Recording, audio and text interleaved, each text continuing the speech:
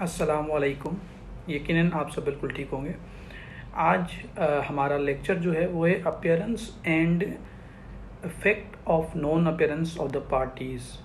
CPC में order जो 9 है उसकी हेडिंग है कि appearance of parties and effect of non appearance. तो आज के लेक्चर में हम एक्स पार्टी प्रोसीडिंग्स यानी कि एक्स पार्टी डिक्री के बारे में पढ़ेंगे।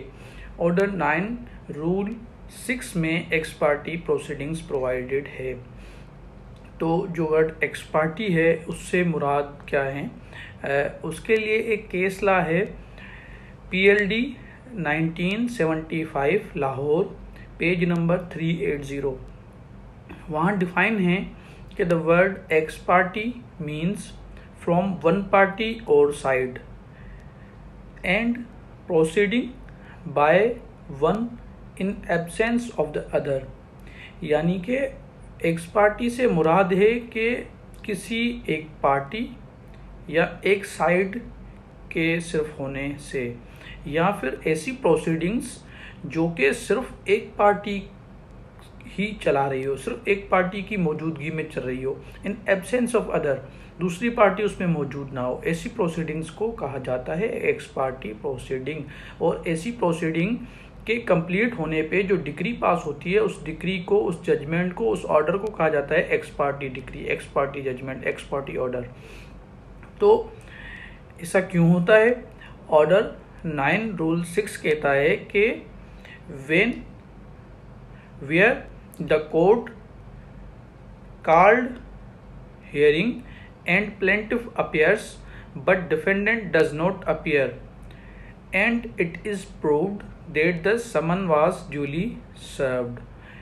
यानी कि कोर्ट जब भी कोई हियरिंग जो है वो कोर्ट में होती है, कोर्ट हियरिंग कॉल करती है, लेकिन प्लेंटिफ जो है वो अपियर होता है जबकि डिफेंडेंट अपियर नहीं होता, और ये बिल्कुल प्रूव्ड हो कि जो समन है, जो नोटिस है, वो डिफेंडेंट को बिल्कुल जो है सही तरह से सर्व हो चुके हैं। देन द कोर्ट में pass ex party and pass decree without recording evidence.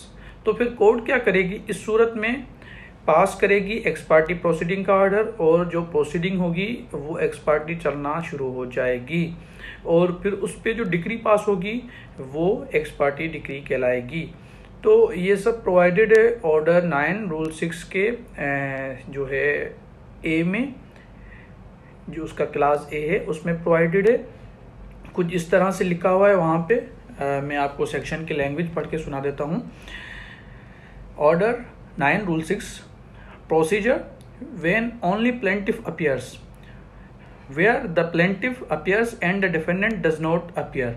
जब क्या होता है? प्लेंटिफ अपियर होता है और डिफेंडेंट जो है वो अपियर नहीं होता।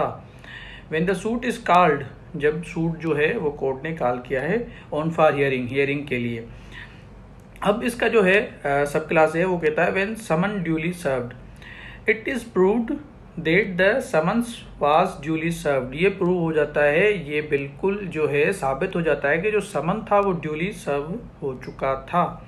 द कोर्ट में प्रोसीड, अब कोर्ट प्रोसीड करेगी क्या? X party, x party proceedings जो है वो इनिशिएट हो जाएगी and pass decree without recording evidence.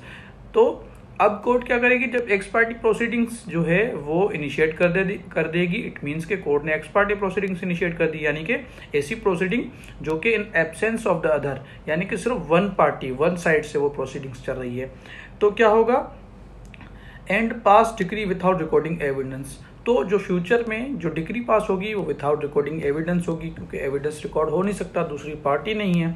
तो इस तरह होता है।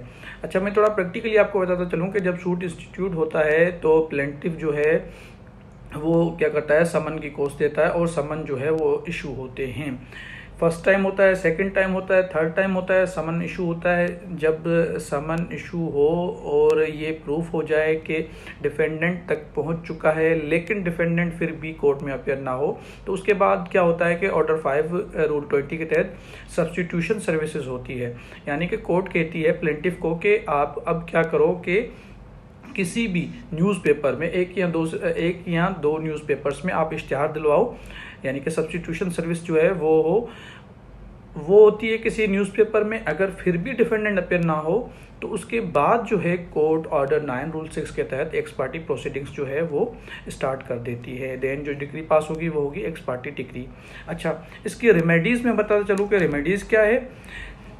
A defendant against whom an ex party decree has been passed, ऐसा डिफेंडेंट जिसके खिलाफ एक्स पार्टी जो डिक्री है वो पास हो चुकी हो, तो उसके पास ये रेमेडीज़ है। पहली रेमेडी पहली कि वो क्या कर सकता है, अपील में जा सकता है एक्स पार्टी डिक्री के अगेंस्ट, जो कि अपील का जो है प्रोविजन वो है 96 सेक्शन के तहत वो अपील में जा सकता है।